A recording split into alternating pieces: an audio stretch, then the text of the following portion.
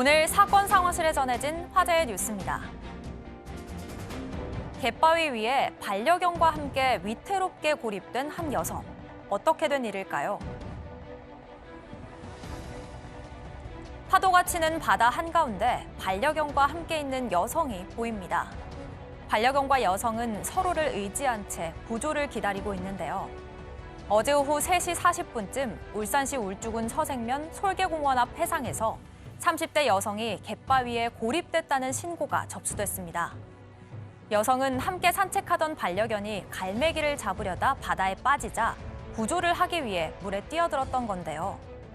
신고를 받고 출동한 해경은 여성과 반려견을 무사히 구조했고 여성의 건강에 이상이 없어 귀가 조치됐습니다. 고속도로에서 25톤 트레일러를 비롯한 화물차끼리 추돌 사고가 났습니다. 사고 현장 주변으로 소방차와 경찰차의 경광등 불빛이 번쩍거립니다. 이어 25톤 트레일러를 들이받은 채 찌그러진 화물차가 보이는데요. 어제 오후 11시쯤 서해안 고속도로 상행선 전북 부안 부근에서 25톤 트레일러가 7.5톤 화물차를 들이받았습니다. 이후 사고를 수습하는 과정에서 정차돼 있던 25톤 트레일러를 3.5톤 화물차가 미처 보지 못하고 추돌했는데요.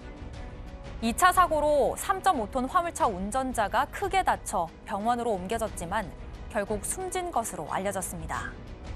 경찰은 운전자들의 진술을 토대로 정확한 사고 경위를 조사 중입니다. 세관의 감시망에 수상한 상자들이 쌓여 있는 창고가 포착됐습니다. 세관에서 나온 수사관이 창고 문에 걸려있는 자물쇠를 절단합니다.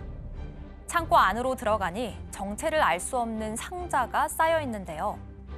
알고 보니 이 상자 안에는 동남아로 수출됐다가 다시 밀수입한 시가 28억 원 상당의 국산 담배가 들어있었습니다. 이번에 압수된 국산 담배 64만 갑은 단일 담배 밀수 사건으로는 역대 최대 규모인데요. 세관에 따르면 밀수꾼들은 현지에 수출된 국산 담배를 대량으로 밀수해 높은 시세 차익을 노렸습니다. 세관은 이들이 밀수에 성공했다면 5억 원 상당의 부당 이득을 챙기고 21억 원에 달하는 세금이 새어나갔을 것으로 추정했습니다. N번방의 최초 개설자로 알려진 닉네임 갓갓의 신상이 공개됐습니다. 경찰은 오늘 신상정보 공개 심의위원회를 열어 어제 구속된 갓갓의 신상 정보를 공개하기로 했습니다. 이에 따라 갓갓은 1996년생, 본명은 문형욱으로 밝혀졌는데요. 문형욱은 텔레그램에서 N번방을 최초로 개설해 성착취 영상물을 제작해 유포한 인물입니다. 경찰은 불특정 다수의 여성을 상대로 성착취 영상물을 제작 유포하는 등 범행 수법이 악질적이고 반복적이라며 공개 이유를 설명했는데요. 문형욱의 얼굴은 오는 18일 검찰에 송치될 때 공개될 예정입니다.